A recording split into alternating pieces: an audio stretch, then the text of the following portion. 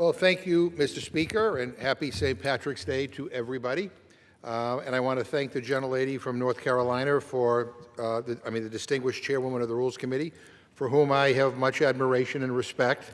I want to thank her for yielding me the customary 30 minutes, and I yield myself such time as I may consume. The gentleman's recognized. Mr. Speaker, what on earth are we doing here? Yesterday, the President of the United States spent an hour at lunch talking about the Kennedy Center. You know, the place he slapped his name on before basically running it into the ground. And today, the Congress of the United States is spending an hour debating messaging bills that totally ignore the realities of what's going on in people's everyday lives.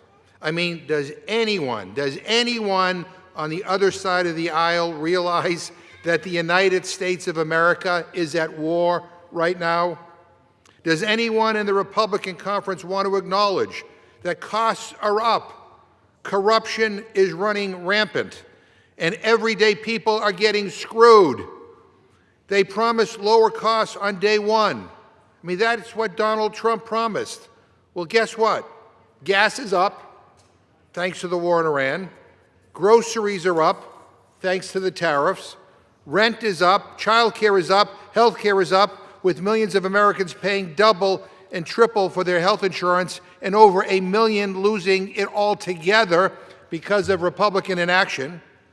No, Republicans plan to do. No, Republicans do they plan to do anything about any of that? No. Instead, this is what they did instead. They jammed through a big, ugly bill to help billionaires. They defend Trump's tariffs that are raising costs on working people. They continue to cover up for the predators in the Epstein files, and now they are backing another illegal war in the Middle East that is costing over $1 billion a day in taxpayer money. Over $1 billion a day in taxpayer money. But they're not talking about any of that. They keep bringing distraction after distraction to the House floor. Bills meant to waste time, divide people, and shift the blame from billionaires onto immigrants. That's their whole playbook. Don't look over here at Epstein elites and billionaire corporations who are ripping us off, breaking the law, and getting away with it. No, no, no. Blame the immigrants. Hey, blame trans kids, blame Joe Biden, blame everybody but the president and his billionaire buddies. It's getting old, and I, for one, am sick and tired of it.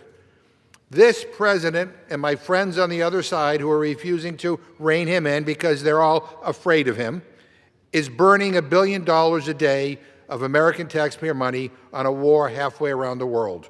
$1 billion a day. Let me repeat that. $1 billion a day. No money, no more money to help seniors heat their homes. They say we don't have it. No money to help kids get healthy breakfast in school. No money to restore SNAP benefits to help seniors and veterans afford groceries. No more money to help working families breathe easier or sleep better at night.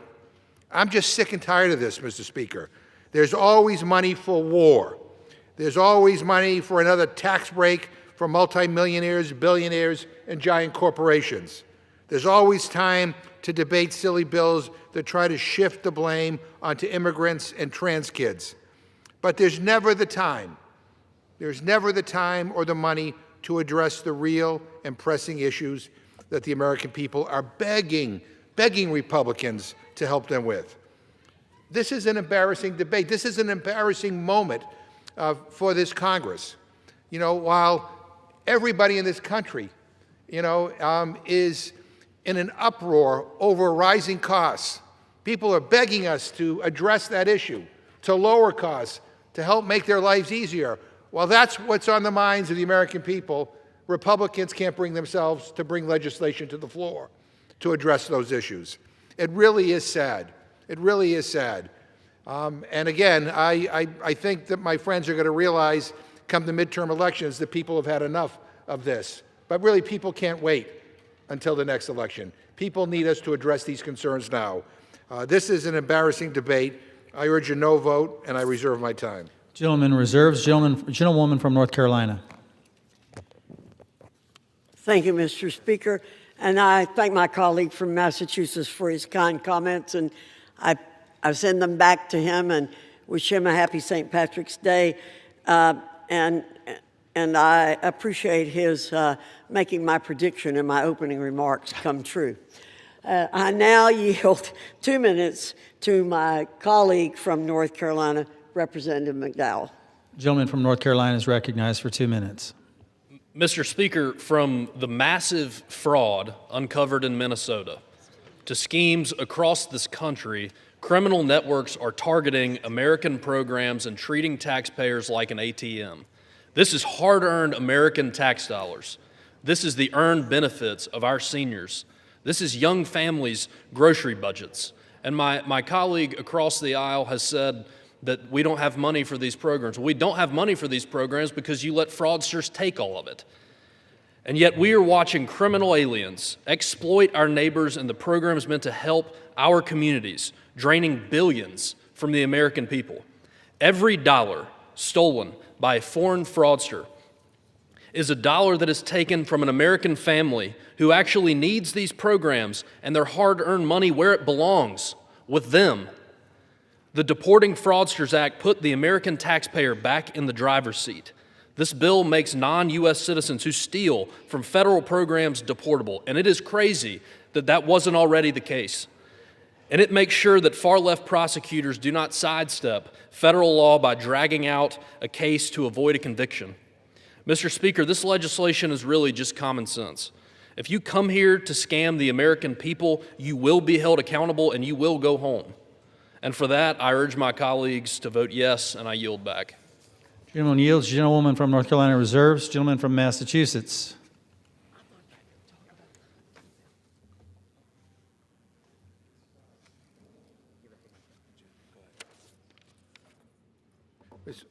Mr. Speaker, I yield myself such time as I may consume. Gentleman's recognized. I'm just going to respond to the gentlelady because she wants me to address some of the underlying bills. But one of them, the H.R. 4638, the so-called Bow Wow Act of 2025, we're debating something, and saying that it should be illegal when it already is illegal. I mean it's kind of redundant. Under the Immigration and Nationality Act, a non-citizen who is convicted of a crime involving moral turpitude is subject to removal. In 2018, the Board of Immigration Appeals found that the crime of animal fighting is a crime, involving moral turpitude because there is a clear intent to harm an animal. And let me read to you how this bill that we're talking about came to be. On June 24, 2025, K-9 detective in U.S. Customs and Border Protection, Beagle Brigadier Freddie and his handler were inspecting baggage from travelers who arrived at Dulles International Airport from Cairo, Egypt. Beagle Brigadier Freddie's job is to sniff out prohibited agriculture products at the border that could threaten vital agricultural industries. Beagle Brigadier Freddie alerted to one of the suitcases being transported by Haim Ramadan Bayoumi Ali Marie, an Egyptian national. As Beagle Brigadier Freddie continued his investigation, his handler began questioning Mr. Marie, who abruptly and violently kicked the K-9 detective. The kick was of such force that it launched Beagle Brigadier Freddie, a 25-pound beagle, off the ground. And after examination by a veterinarian, it was determined that Beagle Brigadier Freddie suffered contusions on his right ribs following the attack. Mr. Marie was taken into custody and charged with harming animals used in law enforcement under the law. He pleaded guilty and was ordered to pay Freddie's vet bill, and he was deported back to Egypt. That's the law. So what the hell are we doing here? I mean, we're repeating, what is already in the law. I guess the difference would be if the bill that the gentlelady is advocating actually became law, then Mr. Marie would escape any kind of financial responsibility paying Freddie's vet bill. I don't think we want that. But this was a deportable act. and this gentleman was deported. So, I mean, so when I say that this is a distraction, this is what I'm talking about. Again, we are spending $1 billion a day, my friends, on this war in Iran, and nobody knows what the hell is going on. Gas prices are through the roof. The cost of everything is going up. And we're here on the floor basically trying to bring bills that restate current law. I would even say maybe in this case, weaken current law. I got to tell you, I think things are screwed up around here when our focus is on the stuff that we're bringing to the floor today and not on trying to lower the cost for the American people. I mean, life is hard.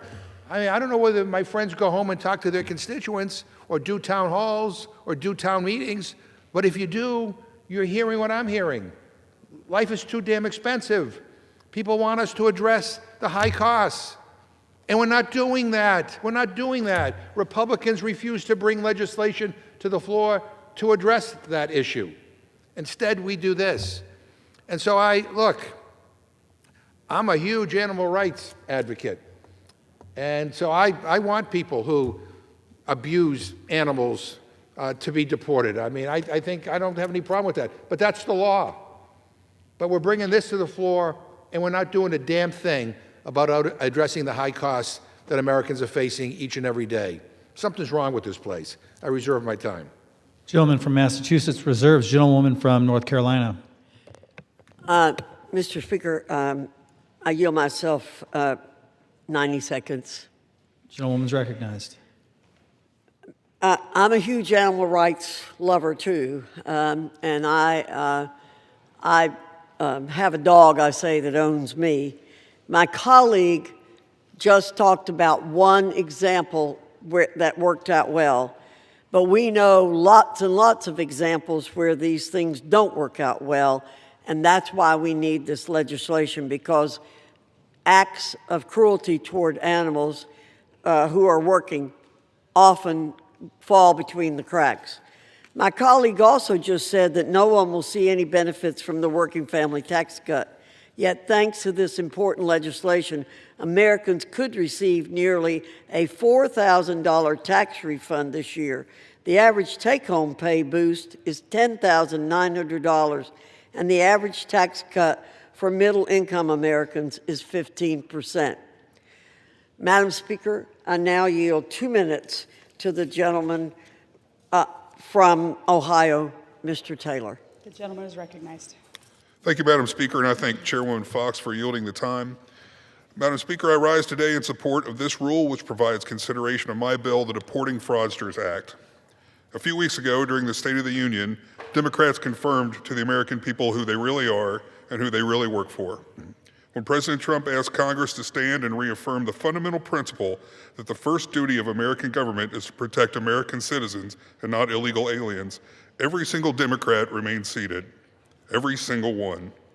And now, Madam Speaker, with this bill, we have the chance to see who will stand with criminal illegal aliens and against the American people. This bill should be common sense. Any alien who defrauds the United States or steals money from Americans who need it most should not be able to walk freely in this country. This seeks to fix the numerous examples of criminal aliens stealing Social Security benefits or cloning SNAP cards and not facing any immigration consequences. It's time for a change.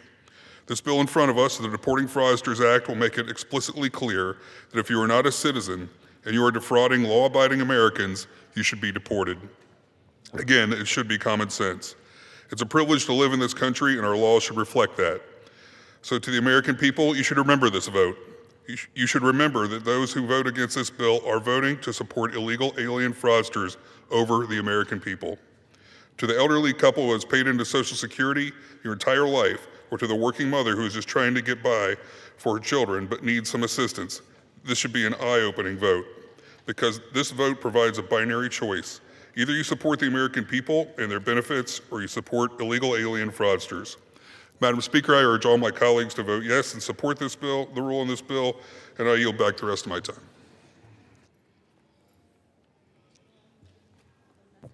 I reserve, Madam Speaker. The gentlewoman reserves. The gentleman from Massachusetts is recognized.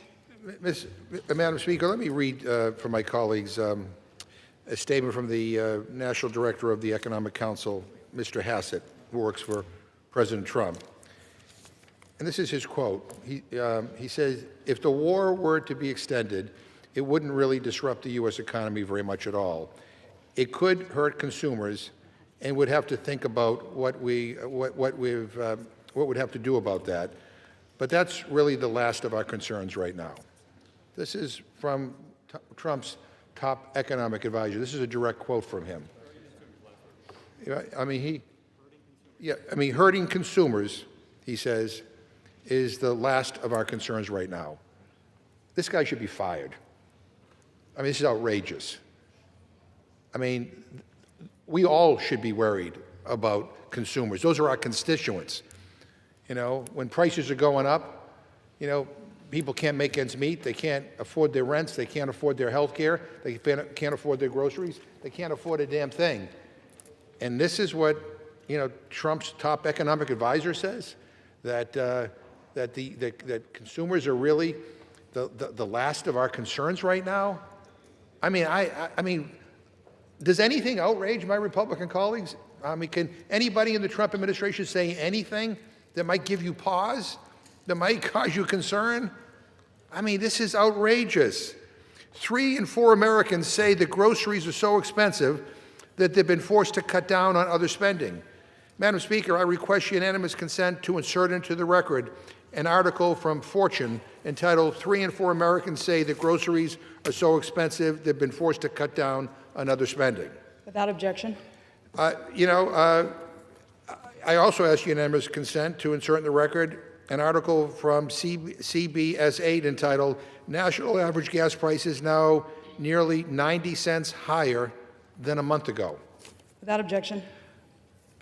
I hate to tell my Republican friends this, but here's a newsflash. The American people are struggling. They are desperately looking for us to take action to make their lives easier, to help them be able to afford groceries and to be able to afford gas prices and be able to afford to support their families. You know, and while we're spending $1 billion a day on a reckless and illegal war in Iran, and the president, there's no end in sight, have money for that, you know. My friends on the other side can't bring themselves to bring legislation to the floor that will address the high cost of living. I mean, when you have people in the administration saying that consumers are the last of their concerns, I mean, like, I don't know. I'm just like, every time I think this administration can't say something that will shock me even more, they do. You know, and this is one of the more outrageous comments coming from one of the president's top advisors, and I reserve my time. The gentleman reserves. The gentlewoman is recognized. Thank you, Madam Speaker. I will point out to my colleague that, yes, gas jumped in the last month, but it's still a lot less expensive than it was under President Biden. Thankfully, under President Trump, gas prices were cut almost in half. And the #1 role of the federal government, Madam Speaker, as we all know on our side of the aisle, is the defense of this nation. Madam Speaker, the need for legislation like H.R. 1958 is not hypothetical. Fraud is a serious crime, and it's essential we ensure foreign national fraudsters cannot continue to exploit the American taxpayers. While my colleagues will argue that there's no fraud currently, here are just a few recent examples. A 3-year-old girl's Social Security number had been used for 2 credit cards and 2 auto loans with an outstanding balance of more than $25,000. Second one, fraud by illegal immigrants is destroying children's lives. These are quotes, Madam Speaker, including the lives of a 9-year-old boy who was denied Medicaid because wages were reported on his Social Security number, and a 13-year-old girl who was denied as a dependent on her family's tax return because she supposedly made too much money. These are because illegal aliens are stealing Social Security numbers and using them. In 2019, the U.S. Attorney's Office for the Southern District of Mississippi announced the prosecution of 119 illegal aliens for crimes including, quote, misusing Social Security numbers of American citizens, end quote. And I have the sources for all of these, Madam Speaker. In June 2020, the Justice Department announced that an illegal alien from Guatemala was sentenced to 3 months imprisonment for, quote, using another person's Social Security number to get a job and for tax purposes, end quote. In October 2023, an illegal alien who was arrested by the U.S. Border Patrol near Hidalgo, Texas in September 2022, and then released by the Biden administration, pleaded guilty to illegal use of a Social Security number. November 2025, the New York Times highlighted the case of a Daniel Kluver, a Minnesota man whose identity was stolen by a Guatemalan illegal alien with a criminal history and multiple deportations. Because of the identity theft, Kluver lost thousands of dollars through garnished wages and increased taxes, and spent years unsuccessfully trying to untangle the mystery of his stolen identity. And the stories go on and on, Madam Speaker. So there is a real reason for this legislation. With that, I reserve. The gentlewoman reserves. The gentleman is now recognized. So I just want to say the gentlelady is doing exactly what I predicted she would do, blaming immigrants so that people who are watching this debate don't focus in on the fact that prices are going through the roof and everything is more expensive than ever. You know, she said that, that Trump is doing better than Biden in terms of gas prices. Well, when Biden left office, the average gallon of gas was $3.11. It's now close to $3.80. It's creeping up nearly $4. I mean, that's just the reality. People can Google that. Don't take my word for it. You can Google it. And the other fact is that, if I remember correctly, Donald Trump said that when he became president, he and Republicans would lower costs on day one. Everything would go down. What a crock! Everything's gone up. Everything is skyrocketed. Everything, gas, rent, price of food, everything has gone way up. And I'm going to read this again because I can't get this out of my head, that somebody in this administration would say this out loud. Again, the chair of the Council of Economic Advisors, Kevin Hassett, again, he tweeted, this is what he said: if the war were to be extended, it would not really disrupt the U.S. economy very much at all. It would hurt consumers and would have to think about what would have to do about that. But that's really the last of our concerns right now. This is one of the president's top economic advisors telling to the American consumer, the hell with you. You don't matter. You're at the bottom of our list. That tells you everything you need to know. And I heard the gentlelady's 1-minute speech before we got into this debate, in which she kind of defended the tax cuts for the rich and basically said we have a spending problem in this country. Okay? We have a spending problem. We're spending $1 billion a day on a reckless, illegal war in Iran, and nobody on the other side seems to give a damn about that. We don't have money to help make sure that we can lower energy costs for senior citizens. We don't have money to make sure our kids get nutritious breakfasts and lunches in schools. We don't have money for anything: child care, elder care, for our veterans, for our health care in general. We're told we don't have the money. But no debate, no concern about $1 billion a day on Iran. Come on. I mean, enough is enough. The focus of Congress, the focus of government should be about helping people, not screwing them over, not hurting them. You know, and the focus of our government should be not about enriching the rich, protecting the Epstein class, the people who are well off and well connected and who have tons of money. The focus ought to be on how to lift up working families in this country. That's what Democrats have been fighting for. That's what we stand for. And so there is a difference here. And again, going back to Kevin Hassett, his comment today, he says the quiet part out loud. You know, the consumers, according to him, are the last of our concerns right now. I reserve. The gentleman reserves. The gentlewoman is recognized. Thank you, Madam Speaker.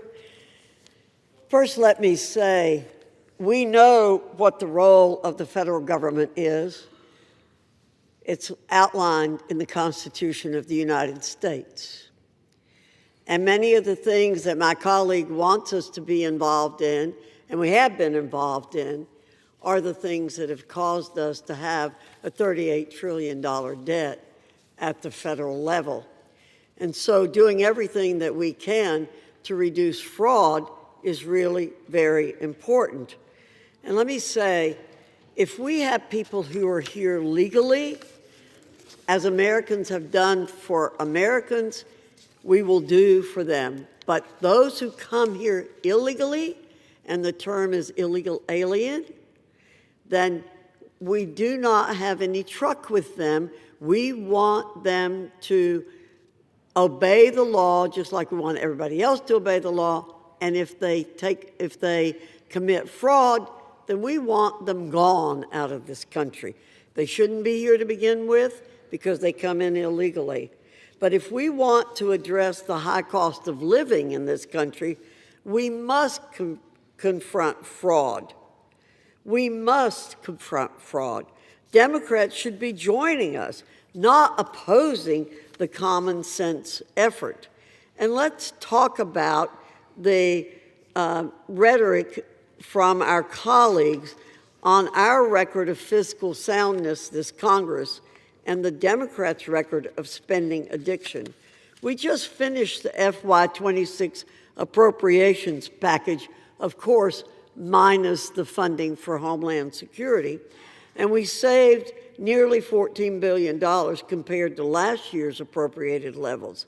And let's not forget, that comes on the heels of cutting $9 billion of waste and fraud through a rescissions package just months earlier. And that came on the heels of cutting $1.4 trillion of waste, fraud, and abuse through Republicans' reconciliation effort. Democrats are lying in wait to vote for higher taxes on working families yet again if they have the opportunity. But what they don't understand is the government doesn't have a tax flow problem. We have a fundamental spending problem in Washington. And again, that spending is not on what the federal government should be spending it on, which is the defense of this nation, but is on spending on things that are not outlined in the Constitution for us to be doing. When Democrats had full control of the levers of power and passed their reconciliation packages, they expanded the federal government with an unprecedented $11 trillion in spending. Yes, Madam Speaker, I said $11 trillion in additional spending, $6 trillion of which has been added to the national debt.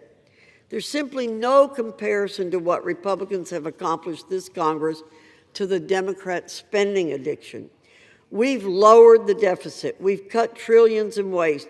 We've secured tax relief for working families, and Democrats opposed us on every front. And guess what? Our deficit is finally being addressed.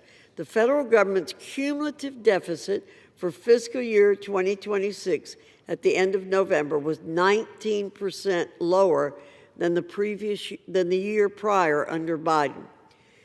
Be it by reconciliation, rescission, or through the regular order annual appropriations process, this Congress is cutting spending, driving down inflation, and returning money to taxpayers. And Madam Speaker, you know, that's really the fundamental difference between Democrats and Republicans. We believe that that the public should hold on to as much of its money as possible, not turn that money over to bureaucrats to spend. So don't buy the empty rhetoric of congressional Democrats. They ran on affordability in the Commonwealth of Virginia, but just recently they slapped a regressive payroll tax that will squeeze billions out of workers' paychecks. Congressional Democrats are on record voting against tax relief for tipped workers, Social Security recipients, working moms, and the working class when they voted against the Working Families Tax Cut Act. I reserve. The gentlewoman reserves. The gentleman is recognized. Yeah, Madam Speaker, I'm almost at a loss for words. I mean, I don't even know how to respond to that. I mean, that gets like 5 Pinocchios. I don't know what the gentlelady is talking about. You know, she talked about the debt and reducing the debt. My friend, who I respect and enjoy working with, voted for a reconciliation bill that added nearly $5 trillion to the debt. Let me say that one more time. It added nearly $5 trillion to the debt. And most of that additional cost to the debt were in the form of tax cuts for multimillionaires and billionaires. I mean, she talks about, you know, the Republicans trying to cut fraud, waste, and abuse. Yeah, they cut programs like SNAP, the Supplemental Nutrition Assistance Program, to help senior citizens and veterans and low-income families be able to put food on the table, a benefit, by the way, that is on average of about $2 per person per meal. I mean, that's what SNAP is. They cut money for child nutrition programs. They cut money for school nutrition programs. They cut money for environmental protection, for infrastructure. I go right down the list, economic development for our farmers, everything. You know, I mean, they had Elon Musk come in with Doge, and they claim they saved all this money. Guess what? All the cuts that they made that are, by the way, I think we're going to pay for down the road because they're going to add costs in a whole bunch of other ways. All that so-called savings has just already been eliminated by what has been spent on the war in Iran, $1 billion a day. I mean, we're like $22–23 billion already on that war, and we're not anywhere near done.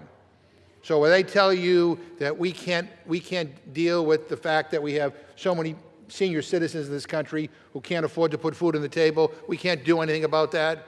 They say nothing about $1 billion a day on an illegal and reckless war in Iran. By the way, I just, for the record, I want to insert the CBO score on their reconciliation bill in the record because that's the Congressional Budget Office. I want the record to reflect that what I'm saying here is backed up by facts.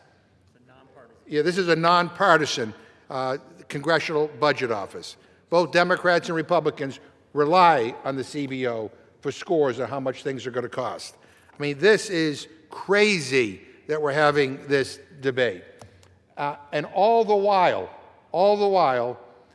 the cost of living for every person in this country, you know, who's not a multimillionaire or billionaire, who's not part of the Epstein class, is going through the roof.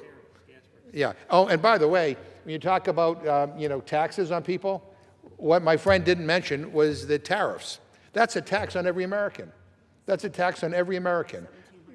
Yeah, we're now told that these tariffs are costing the average citizen in this country an additional $1,700 per person, per year. I mean, I don't know who's asking for this stuff, but it's certainly not the people that I talk to. Madam Speaker, I'm going to urge that we defeat the previous question. And if we do, I will offer an amendment to the rule to bring up H.R. 7481, the Department of Homeland Security Appropriations Act 2026, sponsored by Ranking Member Rosa DeLauro of Connecticut, a bill which only funds law-abiding agencies under the Department of Homeland Security and not the unlawful actions of ICE and CBP. Madam Speaker, House Republicans are trying to use President Trump's illegal war in Iran as pretext to force Congress to fund ICE and CBP without any reforms, even though these agencies are harassing, detaining, beating, and killing American citizens. This is a cheap trick to score political points, and we're not buying it. I don't think anybody in the country is buying it. The President's own national director, I get that you can't make this up, the President's own national director of the National Counterterrorism Center, who Trump himself appointed, and basically every single Republican in the Senate voted to confirm this guy, resigned this morning, stating that he cannot in good conscience support the ongoing war in Iran and that, quote, Iran posed no imminent threat to our nation, end quote. Also, Republicans already funded ICE and CBP in their big, ugly bill, so why are they holding up funding for TSA, the Coast Guard, and FEMA? Republicans should allow a vote to fund the law-abiding components of DHS while negotiations on critical reforms to ICE and CBP continue. Madam Speaker, I ask unanimous consent to insert the text of my amendment into the record along with any extraneous material immediately prior to the vote on the previous question. Without objection. And with that, to discuss that proposal, I yield 2.5 minutes to the gentlewoman from Connecticut, the ranking member of the Appropriations Committee and the sponsor of this bill, Ms. DeLauro. The gentlewoman is recognized. I thank the ranking member for yielding. Madam Speaker, last Friday, workers across the Department of Homeland Security missed a full paycheck. Reports have shown that a number of TSA agents have had to find new jobs or to take up additional work to make ends meet while their pay is frozen.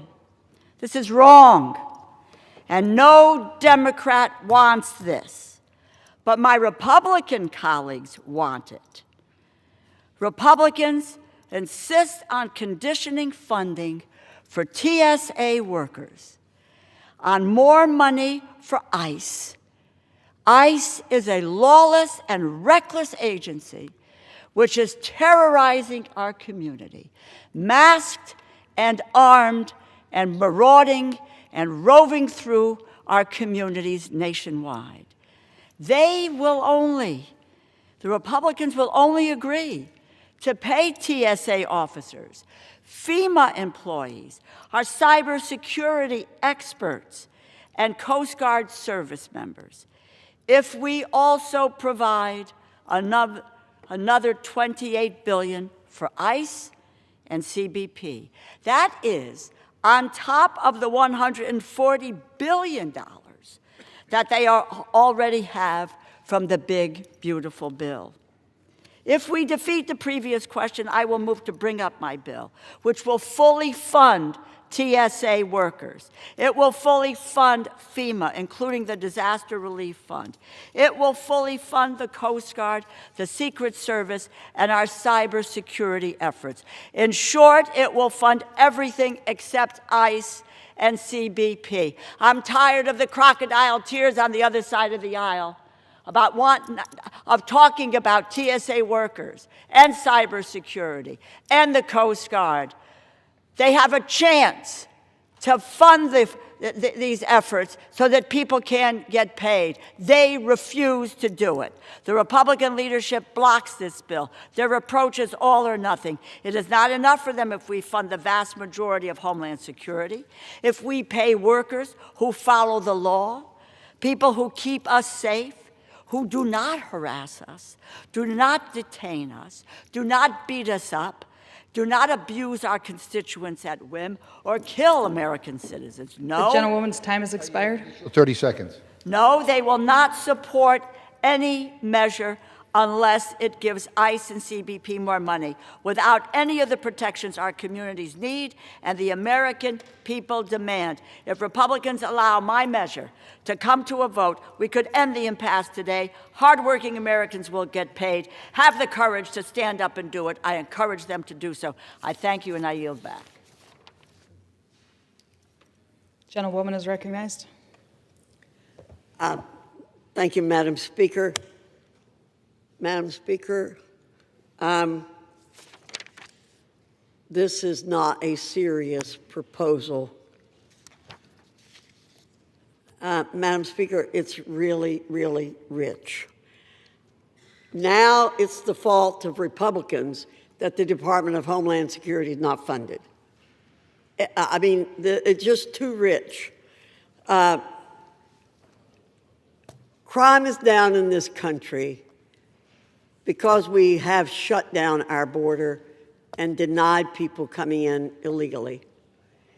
We need to fund all of Homeland Security so that we can keep the border closed. Obviously, our colleagues want to open the border again, just like President Biden did. There were people waiting at the border when President Biden was elected with shirts on, "Thank you, Biden."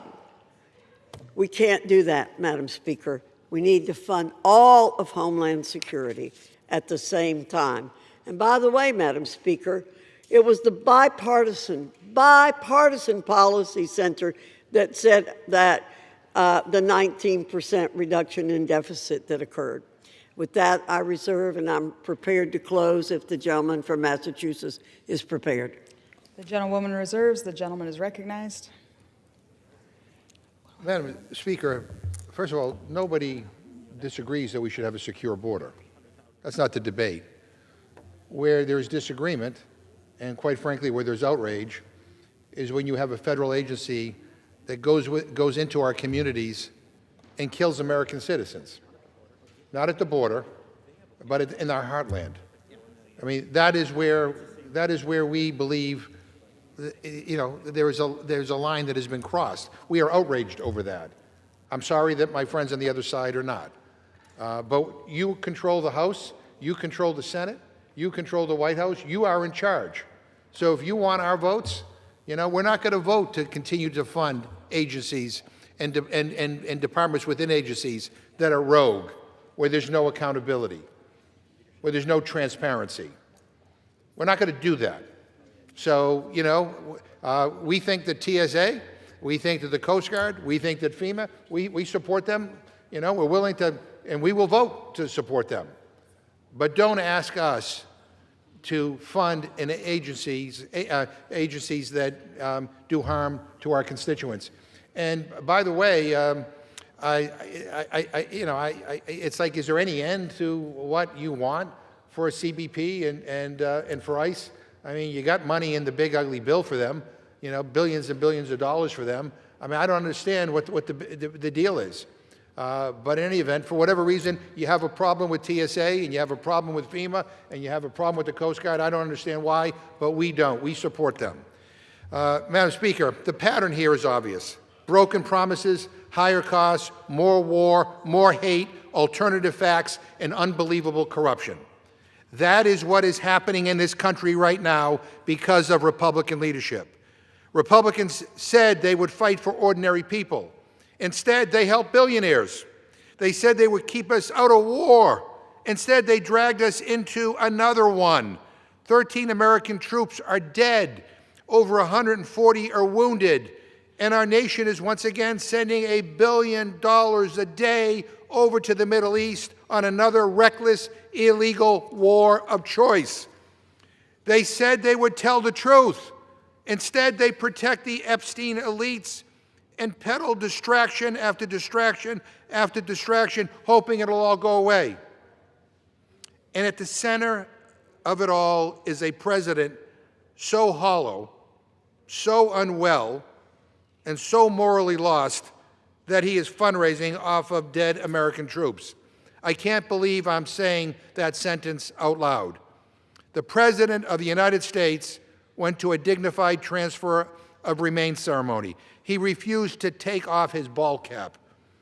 And then he took a photo of himself standing behind an American service member coming home from war in the Middle East in a casket. And he slapped it on a fundraising email asking people to donate money to his campaign. Let me say that again. The President used a dead American service member as a photo op for his campaign fundraising. And when he was asked about it yesterday, he said he saw nothing wrong with that. Can you imagine if Bill Clinton had done that, or Barack Obama, or Joe Biden? My Republican colleagues, you know, their heads would explode.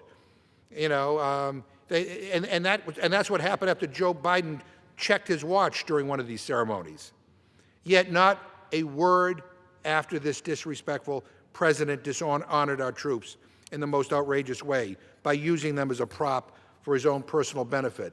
I challenge any Republican, any single one, to come down here and defend this. Come down here and explain to your constituents why the leader of your party is fundraising off of dead American service members. I think it is one of the most disrespectful, inappropriate, awful things I have ever seen in all my time in Congress. And I doubt a single Republican will have the guts to say it was wrong. The American people deserve a hell of a lot better than this chaos and cruelty. And they deserve better than this president. They deserve better than this Republican majority.